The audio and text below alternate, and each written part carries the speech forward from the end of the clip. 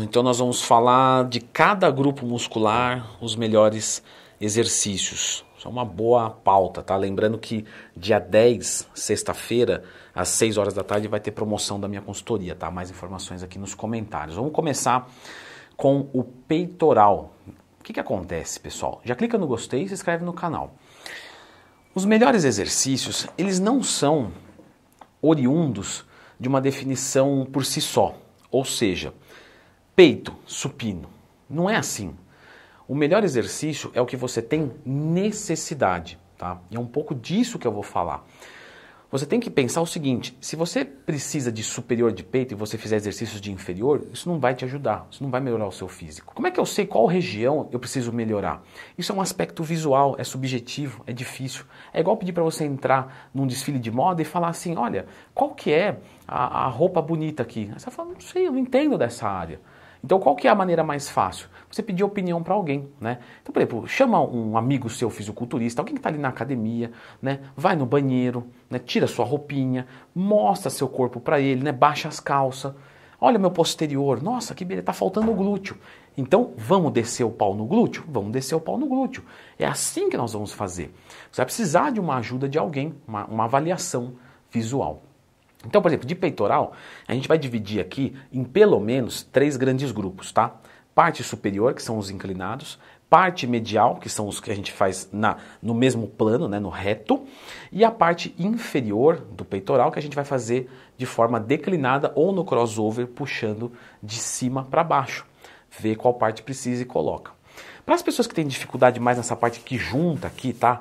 Popularmente conhecido como miolo de peito, sim, eu sou da área, eu sei que não existe o miolo de peito, mas a gente precisa se comunicar, a gente usa termos populares para a gente poder se comunicar, certo? Então não vem me criticar não, seu acadêmicozinho sem vergonha. Aqui, pessoal, a gente vai usar os movimentos que a gente faz mais força na fechada, certo? Então, por exemplo, um supino com barra eu consigo empurrar reto. Um supino com halter eu consigo fechar um pouco mais. Então, com halter eu trabalho um pouco mais a parte interior.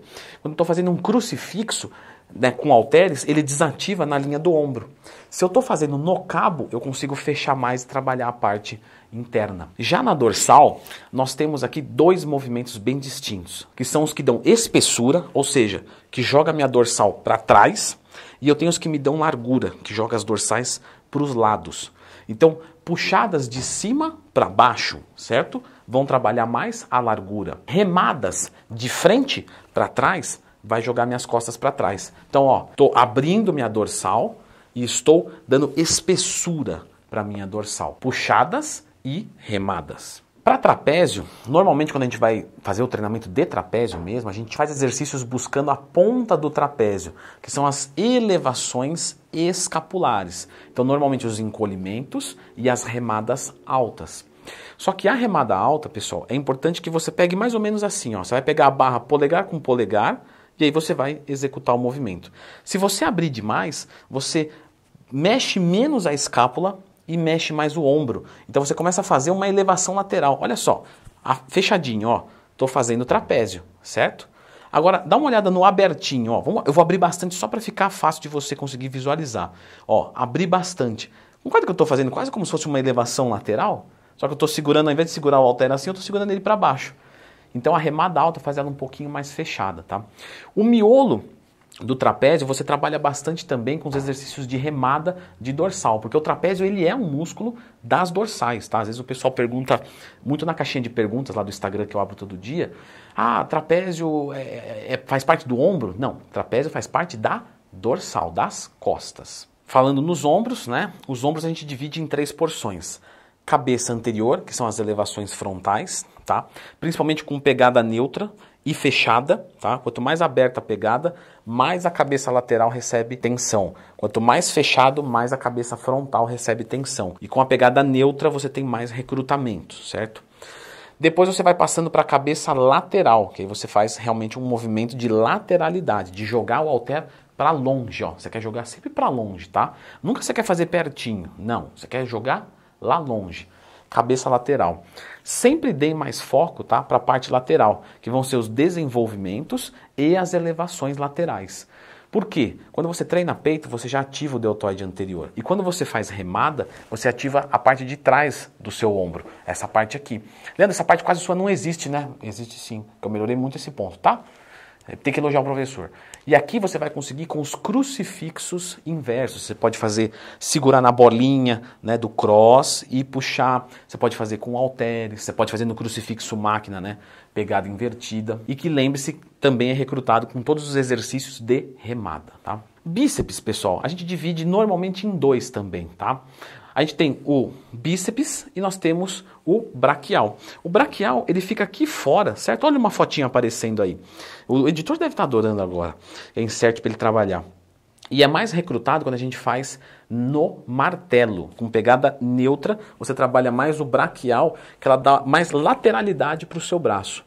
E o bíceps normal, né, o bíceps braquial, que também é chamado assim, ele está mais com os exercícios de rosca mesmo, que é rosca direta, rosca alternada, rosca concentrada, Scott, entre outros. No tríceps nós temos 3 cabeças, olha a foto aqui, cabeça longa, medial e lateral. E aqui nós temos que pensar em fazer os exercícios com distanciamento do cotovelo em relação ao tronco, certo?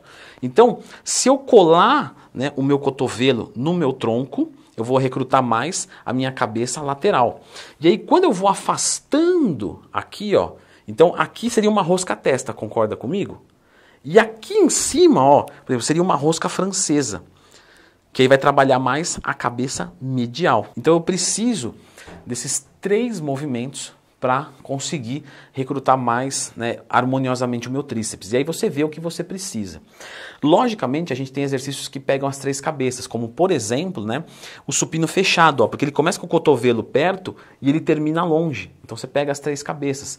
Paralelas, também você consegue trabalhar as 3 cabeças, porque a posição que você vai fazer o movimento, quando você está descendo, o seu cotovelo está indo para longe do seu tronco. Então esses exercícios mais pesados, que o cotovelo age de forma dinâmica, são muito bons também. Antebraço a gente pode dividir entre extensão de punho e flexão de punho. A flexão de punho, ela vai dar mais largura na parte de baixo, certo?